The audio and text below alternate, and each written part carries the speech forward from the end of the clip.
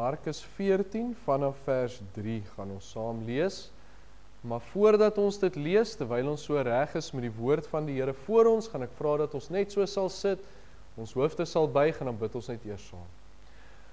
Wonderlike Here, ons wil U naam vanoggend kom groot maak. Here, soos wat ons dit nou deur hierdie lied gedoen het, Here, net om vir U te sê, al die lof, die aanbidding, die eer van ons harte, Here, kom U toe, want U is ons wonderlike koning. Here, U is die majesteit, U is die koning van die konings, en ons kan nie anders as om vir U hierdie lof te bring nie. Here, en so saam met dit weet ons, U verg ook van ons, Here, om ons lewens vir U te gee, om vir U gehoorsaamheid te gee. En bid ons, Here, dat ons as gemeente, die so gehoorsame gemeente sal wees aan U woord, dat ons daders van die woord sal wees, en dat ons U woord daar buite sal uitleef, dat ons die lig van die wêreld en die sout van die aarde sal wees. En vra ons dan, Here, dat U ons gemeente kragtig sal gebruik vir U koninkryk. Here, dat ons nie maar net nog 'n kerk is wat hier sit nie, maar dat dit soos 'n ligtoring sal wees vir die mense daar buite. Here, ons loof U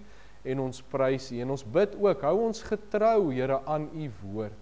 Dat ons nooit van die woord sal afdwaal nie, maar dat ons U woord sal navolg, Here, stiptelik, woord vir woord, niks byvoeg, niks uithaal, maar dat ons U woord so ten volle sal nakom.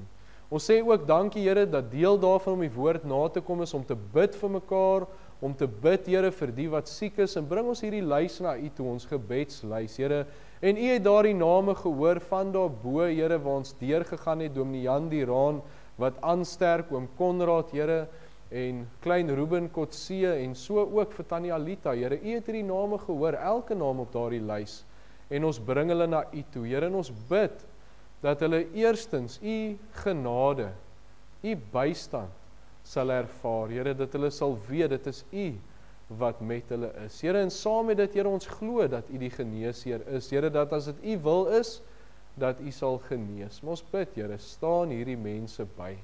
Ons bid ook so elke week, Here, daar's mense wat se name nie op hierdie lys is nie. Miskien weet ons daarvan, miskien weet ons nie eers daarvan nie, Here, maar ons wil hulle ook na U toe bring. Mense wat miskien deur stryd gaan, deur swaar tye gaan, wat siekte het, ons bring hulle almal na U toe en bid dat U sal bystaan.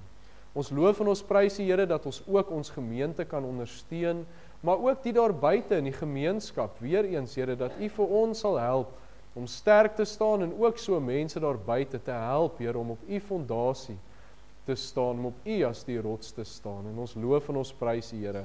Ons bid ook so, Here, vir dit wat voorlê. Ons het gepraat oor ons Sondagskool piknik Saterdag, die manne van gebed by einkoms Saterdag, die prysuitdeling van Sondag, Dominee Johnny Gates wat kom preek, al hierdie dinge, ons bring dit na U toe, Here. Dis nie net datums op 'n kalender nie, maar dis geleenthede wat ons het, Here, om U te dien, dis geleenthede wat ons het om iets vir U te beteken, en bid ons dat U seën daarop sal rus, Here.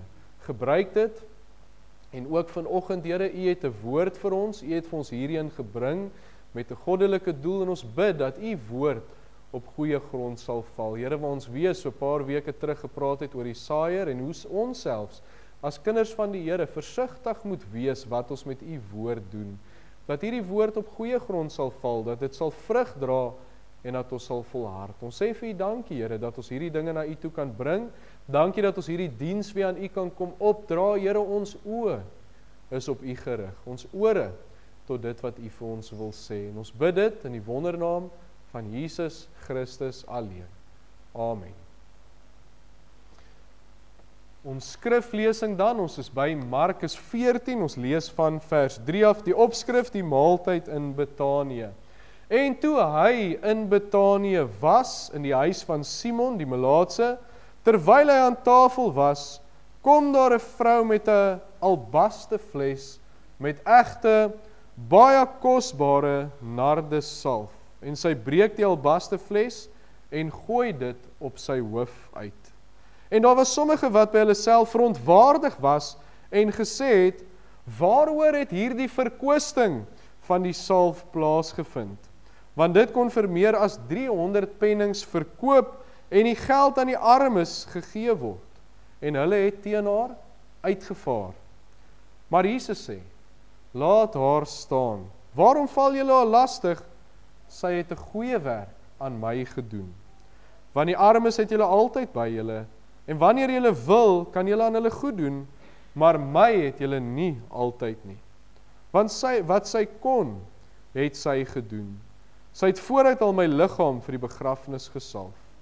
Voorwaar ek sê vir julle, oral waar hierdie evangelie oor die wêreld verkondig word, daar sal ook gespreek word van wat sy gedoen het tot 'n gedagtenis aan haar. En ons lees dan net so ver vanoggend vanuit die kosbare woord van die Here. Vanuit hierdie gedeelte, ons teks van oordenking is vers 3. En toe hy in Betanië was in die huis van Simon die Melaatse, terwyl hy aan tafel was, kom daar 'n vrou met 'n albastefles met egte, baie kosbare nardesalf, en sy breek die albastefles en gooi dit op sy hoof uit. En ook so 'n paar lyne verder, wat so mooi wat sê, wat sy kon, het sy gedoen. So wat ons vanoggend oor praat is, daardie voorwerp, is die kosbare albastefles. Ek dink ons ken die beeld, ek dink ons ken die verhaal, maar dit is so mooi dat een normale ding, een voorwerp, een fles, eintlik so baie kan beteken, dat daai een fles so mooi boodskap uitdra, so mooi verhaal, en so 'n sterk boodskap uitdra van wat dit is om die Here te dien. Hierdie kosbare albastefles en wat hy beteken het. Maar voordat ons net praat oor die albastefles en die offer wat sy gebring het, gaan ons eers so 'n bietjie praat oor die agtergrond van hierdie verhaal. Nou ons het in Markus gelees en ons weet daar's verhale wat baie keer in van die evangelies is, en ander word dit oorgeslaan, maar hierdie verhaal spesifiek is in al 4 die evangelies, en elkeen gee sy eie interpretasie, gee sy eie siening van wat presies op daardie dag gebeur het. Nou al 4 die evangelies sê nie presies vir ons wie dit is nie, want wat sy gedoen het was eintlik baie belangriker as wie sy was, maar ons lees tog in Johannes wie hierdie vrou was, wat haar kosbare albastefles na die Here toe gebring het. Johannes 12 vers 3, en Maria het 'n pond egte baie kosbare nardesalf geneem, en die voete van Jesus gesalf, en sy voete afgedroog met haar hare, en die huis is vervul met die reuk van die salf. So dit kleur die prentjie so bietjie meer in, en dit sê vir ons, dit was Maria gewees, Martha en Lazarus se suster, Lazarus wat uit die dood uit opgewek is. En vanuit die Nuwe Testament weet ons die Here het 'n baie nou band met hierdie 3 mense gehad, met Maria, Martha en met Lazarus. En ons kan sien hoekom. Ons kan sien die liefde wat daar was, ons kan sien die omgee, selfs die Here Jesus se liefde wat hy vir hulle het. So ons dink aan toe Lazarus dood was, hoe die Here saam met hulle geween het, hoe hy daardie gevoel vir hulle gehad het, weer eens die omgee, die liefde.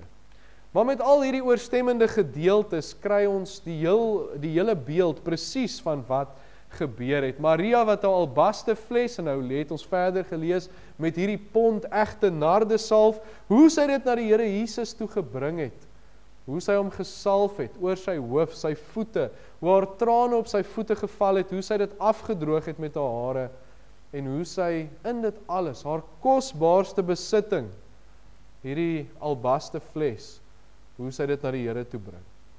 Alles wat sy het, die woord het gesê, dit wat sy het, dit het sy gegee. En hierdie daad staan so mooi uit, hierdie bewys van haar liefde aan die Here Jesus. Daar was niks wat sy nie vir die Here Jesus sou gee nie. En wat dit eintlik was haar offer aan die Here. En dit is vir ons so interessant, dat sy ook nie 'n bietjie gevat het, bietjie uitgegooi het nie, bietjie probeer opvang het nie, maar sy gee alles, sy breek daai fles, sy giet alles op die Here uit, want haar offer was alles gewees. So lief het sy die Here gehad. En so is dit een van die enigste offers, as ons dit in so 'n sin kan noem, wat ons van lees in die Nuwe Testament. Maar wat dit so spesiaal gemaak het, is dit was uit die hart uit gewees. Want baie keer in die Ou Testament, ons weet die Here die offers in die Ou Testament kom instel, die dankoffers en brandoffers en beweegoffers, en al hierdie goed, en hulle het dit gedoen, maar dit was baie keer uit vrees uit, dit was uit pligpleging uit, vir verskillende redes, maar die Here kom dan, en hy sê in Jesaja 1, kom stel hy dit baie duidelik, hy sien die hart raak. Hy sien die persoon wat offer sy hart raak. En dis wat hier so uitgestaan het, is Maria se hart. Haar opregte liefde vir die Here Jesus. Die offer wat hierdie vrou gebring het om die Here Jesus met haar olie te salf. En dan praat ons oor vandag en ons praat oor onsself.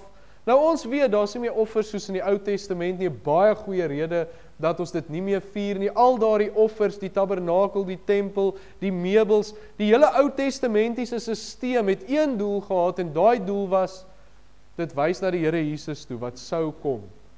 Die lam wat geslag is.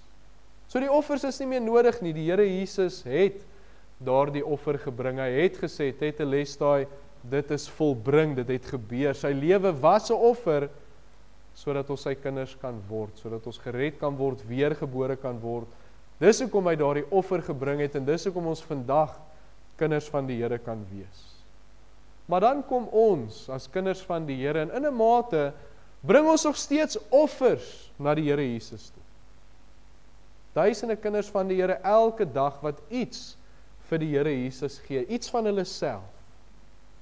Ons gee nie meer 'n offer vir verlossing nie, want ons weet, dis 'n gawe van God, ons kan nie daarvoor betaal nie, die Here gee dit vry gratis geniet. Maar as kinders van die Here, wat soveel dankbaarheid het, soveel liefde teenoor die Here, bring ons dankoffers. Net weer eens, daai iets van myself wat ek vir die Here gee. Dit help nie, ons maak soos Maria en ons sê, okay, ons gaan nou ons belangrikste, kosbaarste besittings bring nie, want dis nie waaroor dit gaan nie. Dit gaan oor die hart. Mense sien hierdie albaste fles en hulle sien die olie, maar die Here Jesus sien die hart raak. En die Here kom kyk na ons hart. En hy sien wat ons vir hom gee. Hy sien dit wat ons opoffer, maar hy sien die hart. Hy sien nie wat die persoon noodwendig gee nie, maar hoe hulle dit gee. Nou alles wat die Here vir ons gedoen het, weer eens sy werk aan die kruis, wat hy vir ons gedoen het, ons gee uit liefde, ons gee uit dankbaarheid.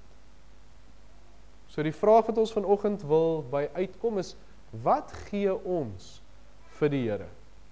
Soos ek reeds gesê het, ons bring offers, ons gee iets vir die Here. Alles wat ek vir die Here doen, alles wat ek my tyd voor opgee, alles fisies wat ek vir die Here gee, die offer wat ek in die sakkie gooi, al hierdie goeders is dinge wat ons vir die Here bring.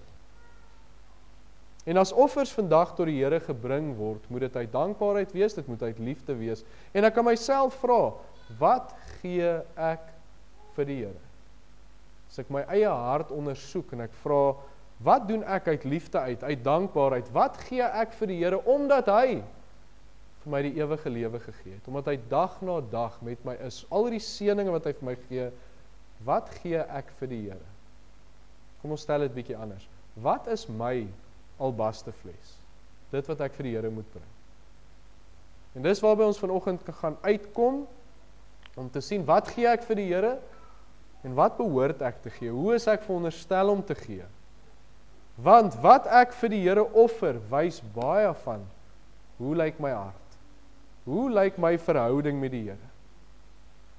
So ons kyk vanoggend daarna, ons vergelyk wat verwag die Here van ons, wat gee ons, en dan kan ons sien, waar lê ons prioriteite?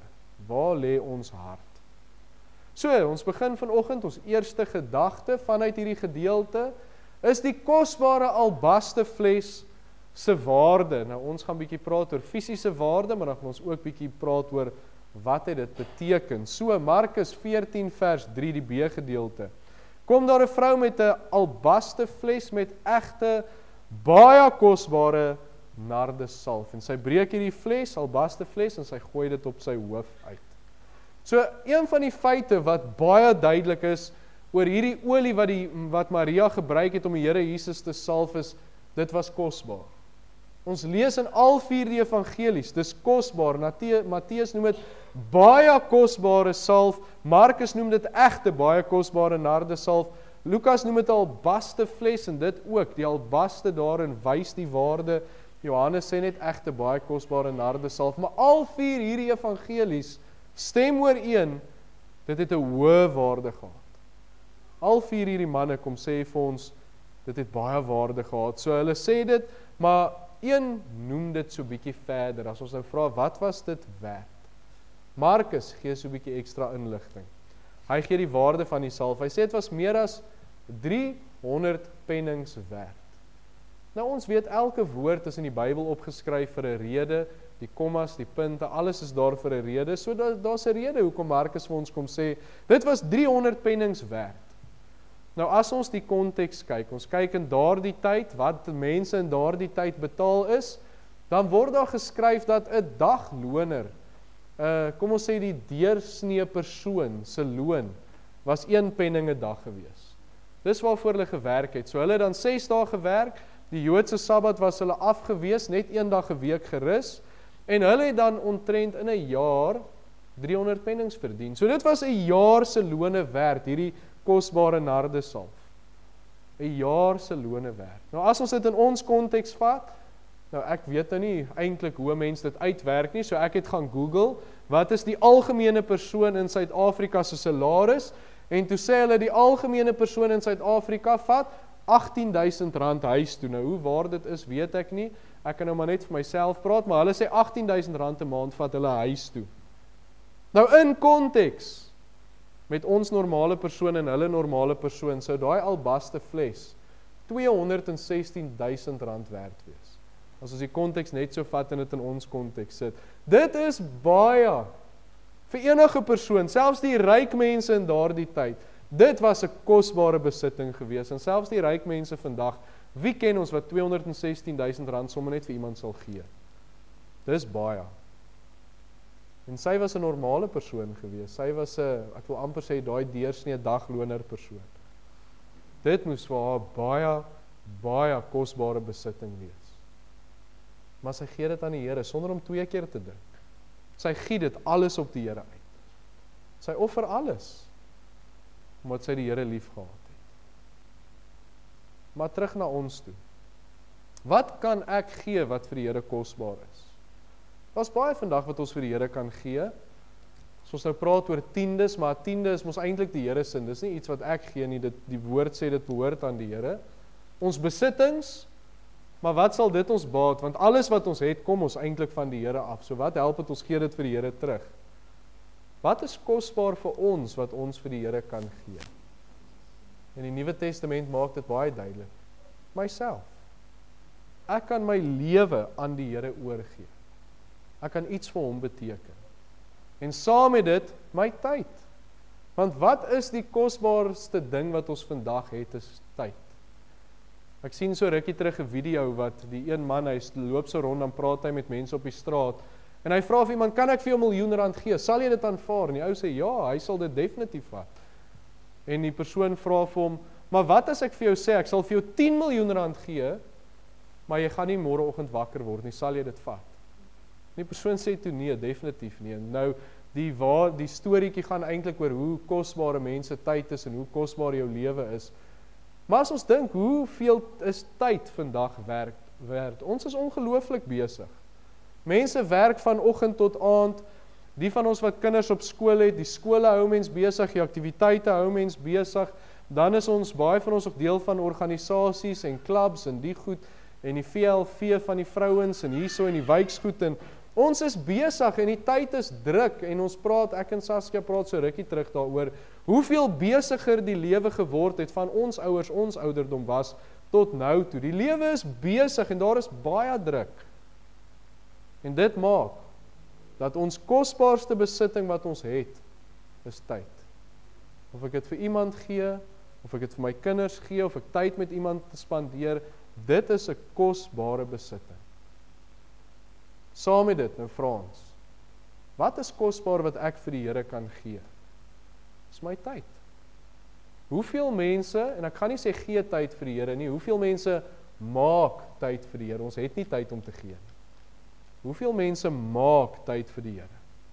Hoeveel mense maak nog tyd dat die Here hulle kan gebruik as instrument in sy hand?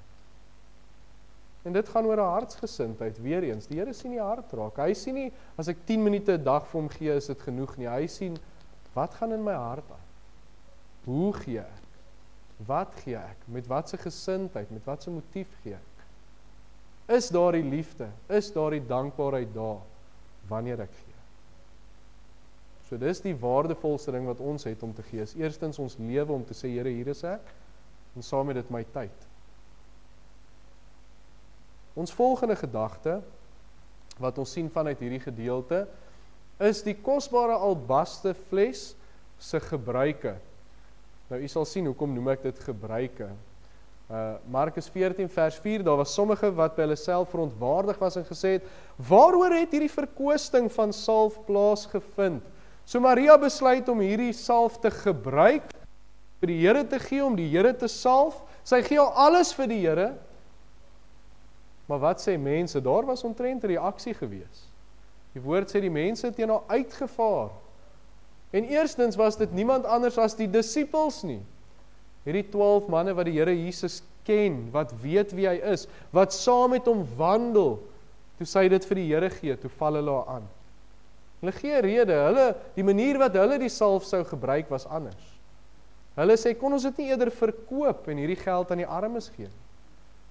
So hulle sê, hulle manier van gebruik van hierdie salf is dit kon verkoop word. Die persoon in wie se huis hulle was, wat 'n fariseer was, hy het weer 'n ander aanslag. Hy gee nie so erg om oor hoe die salf gebruik word nie, maar vir hom gaan dit oor wie hierdie salf gebruik. Hierdie vrou is 'n sondaar. Hoe kan sy die Here Jesus se voete salf? Sy moet nie toegelaat word nie, want sy is 'n sondige vrou. So die persoon wat dit gebruik is vir hom verkeerd. So al die mense wat daar betrokke was, se fokus was anders. Die opinies verskil, hoe en hoekom moes hierdie salf gebruik word, en sy teenkanting gekry, maar ons lees nie een keer dat haar opinie verander het. Ons lees nie een keer dat dit haar gepla het nie. Sy het een ding in oog gehad, en sy kon nie omgee wat ander mense sê nie. Sy het die Here Jesus in oog gehad. Vir haar was dit, hierdie salf moet vir die Here Jesus gaan. Sy het al alles vir hom gegee. Dit was haar fokus, die Here Jesus. En die Here Jesus het hulle ook bestraf, die disippels en die fariseer en hulle, hy bestraf hulle, hy sê, dis wat hy wou gehad het, dit is wat hom gelukkig maak. En dis die idee, dit gaan oor wat vir die Here welbehaaglik is. Nie vir wat vir mense welbehaaglik is nie, wat verwag die Here? Wat is vir hom welbehaaglik? Nou die disippels en die fariseërs se probleem was, hulle fokus was op menslike dinge gewees. Wat met hierdie fles gebeur? Hulle fokus was op menslike dinge. Geld, die tipe persoon wat dit was, alles behalwe die Here Jesus. En dit gebeur nog steeds. As ons dink aan ons kosbaarste besitting, ons het gepraat oor tyd, ons kan ons tyd vir baie ander dinge gebruik. Ons kan harder werk, meer tyd in ons werk sit om meer geld te verdien. Ons kan bietjie meer ontspan oor naweke, sodat ons meer krag het in die week. Ons kan ons tyd op baie maniere bestee. En dis ons tyd, ons kan met dit doen wat ons wil. Ons kan mense help, ons kan goeie goed met hierdie tyd doen. Maar daar's twee probleme. Twee baie groot probleme as 'n mens dit so benader. Die eerste probleem is, mense wil hulle lewens leef, aangaan met hulle lewens, maar godsdiens en wat die Here van hulle verwag, is 'n ou klein deeltjie van hulle lewe. Dis 'n bysaak. Hulle, nou moet ek dink aan die mooi Afrikaanse woord, kompartementaliseer, dis 'n tongknoper. Jy kan later vir my sê hoe mense dit mooi sê, maar hulle plaas dit om kompartemente. Daar's die Here Jesus se tyd, hier's my werk se tyd, hier's my vrou se tyd, hier's my kinders se tyd, hier's my ontspanning se tyd, en dan word hierdie kompartemente word nou geweeg. Werk kry baie, my vrou kry hopelik baie, soos in Konrad se geval, na 50 jaar, wonderlik, die kinders kry soveel tyd, hoeveel tyd kry die Here? Dis hoe die mense hierdie goed opdeel in hulle lewens. Maar dis 'n probleem, want vir iemand wat 'n kind van die Here is, wat die Here lief het, werk dit nie so nie. Vir 'n persoon wat hulle alles vir die Here gee, werk dit. Here, hier is al my kompartemente, my werk, my vrou, my kinders, my ontspanning, hier is alles. Ek gee dit vir U. Waar ek met my werk besig is, mag dit vir U tot eer wees. Waar ek met my vrou besig is, mag dit vir U tot eer wees. Waar ek met my kinders aan hulle tyd spandeer, mag dit vir U tot eer wees. Elke kompartement word aan die Here oorgegee. Dis hoe 'n kind van die Here se lewe werk. En dan waar die Here van my tyd vra in daai verskillende kompartemente, dan sê ek ja, Here. Daar waar U my wil hê, daar sal ek wees. So dit werk heeltemal anders as wat mense dink dit werk, as mense wat sê, hier is my godsdienstkompartement, hy word daar geplaas. Dit werk nie so. Die tweede probleem is, mense doen wat hulle dink goed genoeg vir die Here is. Ek dink, die Here sal oukei wees met 10 minute 'n week. Ek dink dis oukei. Dis nie te erg nie. En as ek by daai 10 minute 'n week uitkom, dan voel ek beter oor myself. Maar weer, dis nie hoe kinders van die Here werk nie. Kinders van die Here, wat die Here liefhet, soek een persoon se goedkeuring. En dis nie my eie goedkeuring nie. Dis nie my vrou of my kinders of die mense by die kerk, dis die Here Jesus se goedkeuring. Wat verwag hy van my? Waarmee is hy gelukkig? Wat dra sy goedkeuring weg? So dit gaan nie oor ander mense nie, dit gaan oor die Here Jesus Christus. En dan is daar nog een ding, nou dis nou nie 'n, ek wil amper sê 'n interne probleem nie, dis nou 'n eksterne probleem, wat ons ook ervaar, daar's nog een ding, as ons dink aan hulle wat teen nou uitgevaar het, daar's iemand wat teen ons uitvaar, en dit is die duiwel. Duiwel is mos in die Grieks diabolos, dit beteken deurmekaar krapper. Hy krap dinge deurmekaar. Hy's baie goed daarmee. So wanneer ons sê, Here, ons wil ons alles doen, ons wil uit liefde uit, wil ons alles vir U gee, dan wil hy ons opponeer, hy wil teenoor ons kom staan. Hy dink leuns uit en sê vir ons, maar dis nie so belangrik nie. Hy dink leuns uit en sê vir ons, die Here weet hoe besig jy is, dis oukei. Ons sal altyd besig wees. Die Here het vir hulle gesê, die arme mense sal julle altyd by julle hê, maar ek sal julle nie altyd by julle hê. So die teenstand is ook daar, maar ons moet sterk staan. Ons moet aanhou. Ons moet op die Here vertrou. So die vraag bly, waar is my fokus? Waar is my prioriteit? Wat gee ek vir die Here? Ons kyk na ons volgende gedagte, ook in so vorentoe in hierdie gemeente, is die kosbare albaste fles word aanvaar. En dis uit die mooi gedeelte, na die teenstand wat daar was, lees ons in vers 6, maar Jesus sê, laat haar staan, waarom val jy daar lastig? Sy het 'n goeie werk aan my gedoen. So hier is hierdie vrou, ek wil amper sê stoksiel alleen met daardie 12 disippels en die fariseer, en die Here Jesus sê, sy het 'n goeie werk aan my gedoen. Die Here aanvaar wat sy gedoen het. Almal het anders reageer, maar hoe reageer die belangrikste persoon in die vertrek? Hoe reageer die een persoon wie se opinie saak maak? Hy sê, sy het 'n goeie werk aan my gedoen. Hy aanvaar hierdie kosbare albaste fles met blydskap. En ons sien hoe die Here oor daai offer voel, dit het hom tevrede gemaak. Dit wat sy gedoen het, was vir hom welbehaag. En dit is waar ons strewe moet wees. As ek offer, my lewe, my tyd, my finansies, my wat ook al dit kan wees, as ek offer, moet dit wees. Wat is vir die Here welbehaaglik? Hy het 'n plan vir my, weer eens, nie mense nie. Hy het 'n plan vir my. En hy sal vir my wys wat ek moet offer. Hy sal vir my wys wat is genoeg, sodat ek in sy standaard val. Van Maria, hierdie offer wat hom sou gelukkig maak, was haar kosbaarste besitting wat sy gehad het. En sy het dit geweet, en sy gee dit vir hom, sonder om terug te hou. En vir die Here Jesus was dit die regte offer. So, ons vra baie keer die vraag, wat moet ek gee? Hoeveel van my tyd is genoeg? Wat moet ek vir die Here doen? Ons het al hierdie vrae, en ons kan dit nie vir mekaar beantwoord nie. Ek kan nie vir u kom sê, maar u moet dit en dit en dit en dit doen nie. Die Here is die een wat wys. Ons moet vir hom vra, Here, wat verwag u van my? Wat is u standaard waaraan moet ek moet voldoen? Want die Here ken my lewe. Die Here weet watter werk ek doen. Die Here weet hoe lyk my gesinslewe. Die Here weet watter offer nodig is, wat wys dat ek my alles gee. Vir Maria was dit daardie nardesalf, vir Abraham was dit sy seun Isak, wat die Here gesê het, bring jou seun vir my as 'n offer. Met my persoonlike lewe uit was dit om vir die Here te sê, ja, ek sal vir u voltyds gaan werk. Elkeen van ons het 'n offer wat ons moet bring. Maar weer eens, wat verwag die Here? Hy sal lei, hy sal vir u wys wat dit is. Nou wil ek amper by sê, het die Here vir Petrus gesê, toe hy sê, wat van hierdie een en daai een en daai een en daai, en sê die Here Jesus vir hom, wat gaan dit jou aan? Volg jy my? Ander mense moet ook nie impakteer hoe ek my offer bring nie. Here, ek gaan nie dit doen nie, want hierdie een wil nie. Dit maak ook nie saak nie.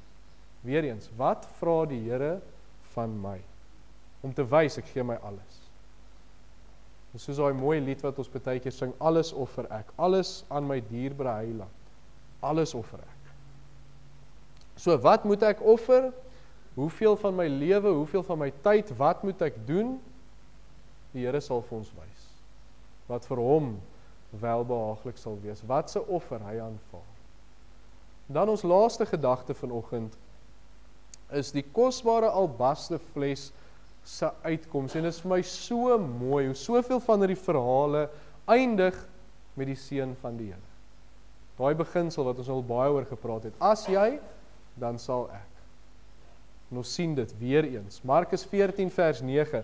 Voorwaar ek sê vir julle, oral waar hierdie evangelie oor die hele wêreld verkondig word, daar sal ook gespreek word van wat sy gedoen het tot 'n gedagtenis aan haar. Sekerlik die mooiste van die verhaal. Die Here sê wat hierdie vrou gedoen het. Vir haar was dit 'n klein daad gewees. Sy het net hierdie ding gevat, haar kosbaarste besitting, en sy gee dit vir die Here. En dit was vir haar 'n klein werkie gewees, maar die Here sê, dit is so groot werk, almal sal daarvan weet. En dis wat vanoggend gebeur, ons praat nou nog oor wat sy gedoen het. En die gedagte is nie net dat sy onthou word nie, maar die impak wat hierdie verhaal op mense se lewens het. Dit gaan nie oor wie sy is, of hoe sy dit gedoen het nie, maar oor daardie daad, dit wat sy aan die Here gegee het. Dit sou nog 'n impak hê oral waar die evangelie verkondig word. Dis die wonderlike. Ons gebruik mos dikwels die term om voetspore in iemand se lewe te trap, en ek het al gehoor, mense sê as jy diep spore wil trap, moet jy jou werkskoene aantrek, en daar's sulke mooi gesegdes. Maar hierdie vir ons, as jy spore in iemand se lewe wil trap, bring jou offer aan die Here Jesus, gee oor aan hom. Laat jy onthou word. So die offer wat Maria gelos het, los vandag nog voetspore in mense se lewe. En dis die wonderlikheid van ons verhaal. Wanneer ek aan die Here offer, my tyd, my lewe, my toewyding, alles wat ek wil gee, kan gee, wat die Here vir my wys, dan sien hy dit raak. Dit gaan nie oor mense nie, dit gaan oor hom. Dit gaan oor die Here Jesus Christus. Dit beteken iets vir die Here Jesus, en dit het 'n impak op mense se lewens. Dit verander ander mense se lewens. Vir ons is dit nodig om 'n impak te hê op ons kerk, op ons gemeenskap, op mense. Dis nodig dat ons verandering bring in ons werksplek. Maar dit alles gebeur deur 'n offer wat ek bring. Dit alles gebeur deur om vir die Here te sê, al hierdie kompartemente wat ons van gepraat het, dis U se. Daar waar is, mag ek U verheerlik. Ons weet, die kosbaarste offer wat ons het, is ons lewens, ons tyd. Mense se fokus gaan verskil, maar dit gaan nie oor wat mense dink nie, dit gaan oor wat God dink. En ons weet die Here sal vir ons wys wat hy van ons verwag, maar as ons te doen, as ons uiteindelik hierdie offer bring, dan is dit 'n seëning. Vir ons self, ons ervaar die seën van die Here, maar ook vir ander mense.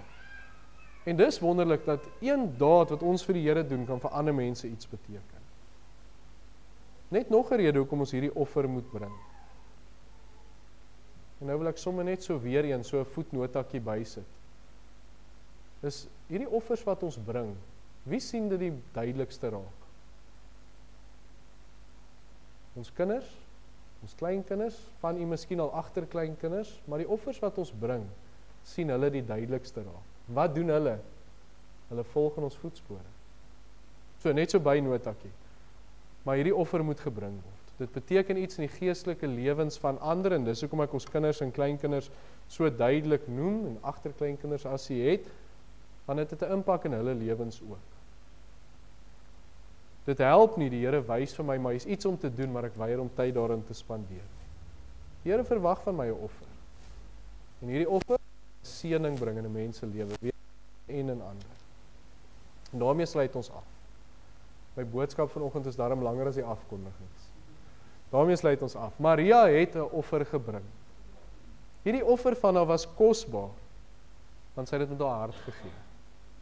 En so die offer wat ons bring, is dit wat vir ons kosbaar is, en dis natuurlik ons lewens, ons oorgawe, ons tyd, maar ons fokus moet reg wees. Want dit gaan oor wat vir die Here welbehaaglik is, en daardie offer word deur die Here gestel. Dit word deur hom aanvaar. Hy moet vir my wys wat moet ek gee. En uiteindelik sal dit 'n impak hê op my lewe, op ander se lewens. Dit sal 'n impak hê. So ons het ook 'n kosbare albaste fles. Maar wat doen ons daarmee? Party mense los dit op die rak vir beter tye. Ander giet dit uit, maar hulle giet dit op verkeerde plekke uit. Hulle giet dit uit daar by die werk en by die huis en by my ontspanning. Hulle giet dit op verkeerde plekke uit. En nou wil ek eintlik met baie respek sê, party mense gebruik daardie olie iewers anders, maar hulle wil vir die Here Jesus kookolie gee. My laaste bietjie kookolie wat oor is, dit werk nie. So ons vra die vraag, gee ek werklik wat die Here van my verwag? Hoe lyk my offer? Hoeveel tyd spandeer ek aan die dinge van die Here? Hoeveel energie spandeer ek aan die dinge van die Here? Hoe lyk my offer? Hoe lyk my lewe wat ek vir die Here gee? Dis maklik om te dink, maar is hierdie offer nou eintlik so belangrik? Maar hierdie offer wat ons bring, hou baie seën in vir ons eie geestelike lewens, want dan kan ons groei en ons kan vooruitgaan en ons kan vir die Here wys hoe lief ons hom het, maar dit het ook ewigheidswaarde, want dit het 'n impak.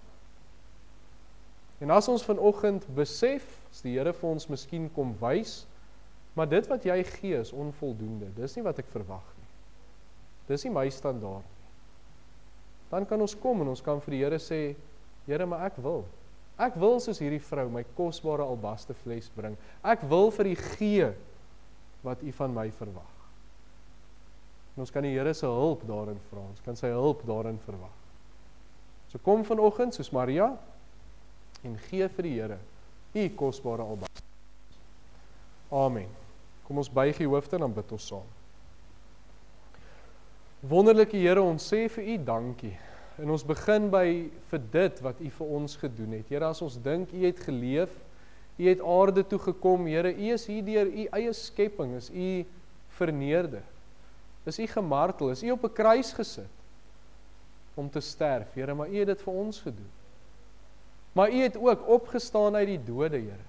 U het die dood oorwin, U het gevangenes gevange geneem, U het oorwinning gebring.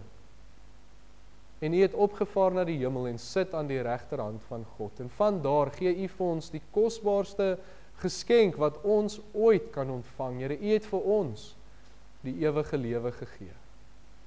En dag vir dag seën U ons.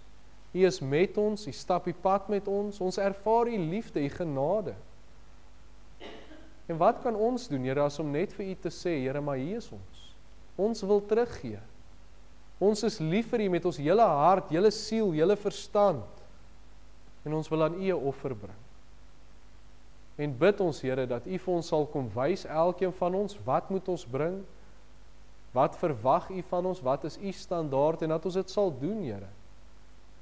Sonder om 2 keer te dink, dat ons albaste fles vir U sal gee. Ons sê vir U dankie dat ons dit kan bid. Dankie dat ons U daarvoor kan vertrou. In Jesus se wonderlike naam. Amen. Genade van die Here Jesus Christus, ons verlosser, en die liefde van God ons Vader en die gemeenskap van die Heilige Gees wees en bly met U elkeen. Amen.